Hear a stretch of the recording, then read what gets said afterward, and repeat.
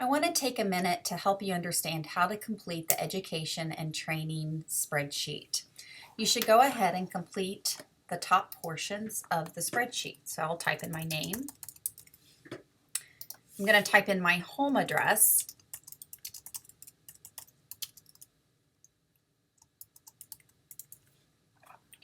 My start date, so I'll just use my start date at Allen. And my education level. Okay, so here you're going to list your classes that you have taken at Allen, as well as your trainings that you have done through your employment, if you have any. This would include first aid and safety. This would be including your safe sleep things that you have done for KDHE. So you're going to add these trainings, and then I'm going to show you right now where to identify this information. So for example, early childhood growth and development is a class at Allen. We're going to say I took it in spring 2015. If you go to Allen's website and you click on academics, you click on common course outlines, you scroll down to early childhood, and you click on ECE 101. That's the class. Here, after learning outcomes, you will see CDA 8, 45 hours. CDA 8, here on the spreadsheet, 45 hours. It is identified for you in your college classes. You do not decide for the college classes at Allen what CDA hours are in what classes. We have identified that for you. So if you're completing this certificate class, then you should have taken Principles of Early Childhood. Again, learning outcomes, there they are, already identified out.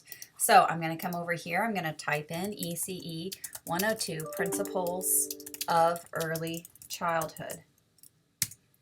I took that spring of 2015 as well.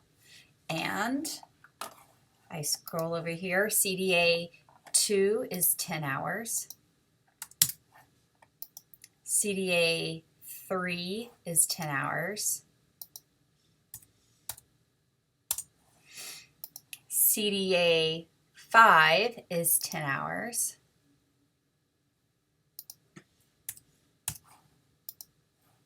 CDA 6 is 10 hours. And CDA 8 is 5 hours. Your total over here should be 45 for college classes that are 3 credit hours. Right now we're taking ECE 150. And you'll notice there's nothing listed there. And that's because really in this class we do not consider that you're really identifying and obtaining any training hours for the CDA. You will proceed for all the classes that you have taken at Allen that are early childhood classes. So part of our certificate is ECE 103, Child Health, Safety, and Nutrition. Let's say I took that in the summer of 2015. So that's what I would write. And I would go here, 103. Learning outcomes, there it is identified for you. CDA 1 is 40 hours. That's a typo, isn't it? Because look, we're going to come to way more. So that should actually be, if this is 15, that should be 30 hours. So CDA 1 is 30, and I'll get that fixed. CDA 2 is 5. CDA 4 is 5.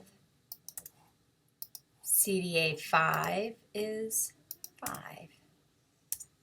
And there it is. Now, if you work at a center right now, you're also going to have community-based training. You need to have copies of those certificates in your professional portfolio and on this spreadsheet.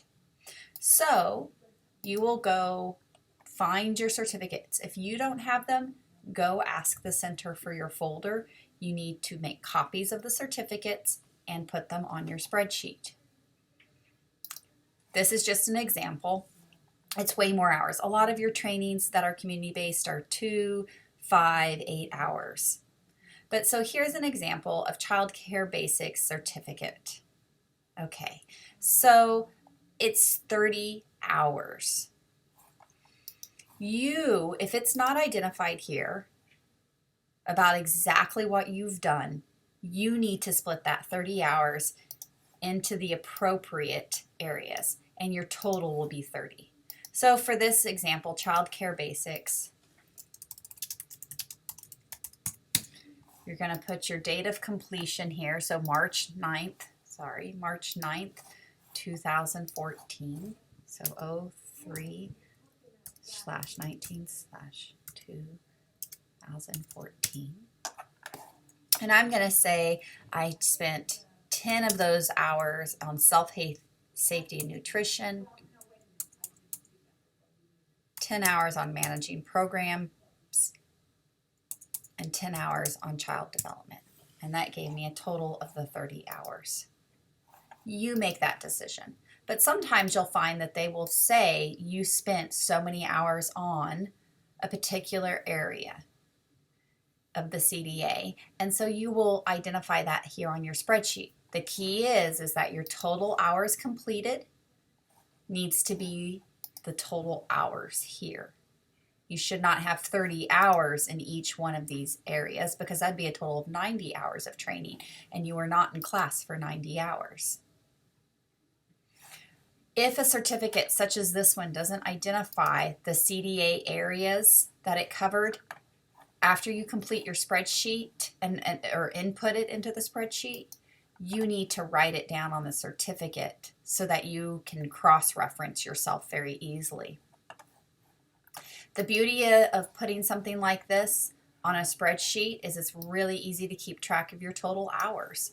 Now I know how many hours I have in each area. Area 1, 2, 3, 4, 5, 6. I know that I have not spent any hours in observing children. So that's something, an area of weakness for me.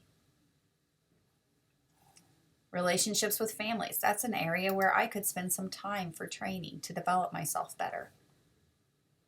So this is a really great tool to summarize your training and your education in child care and early childhood education.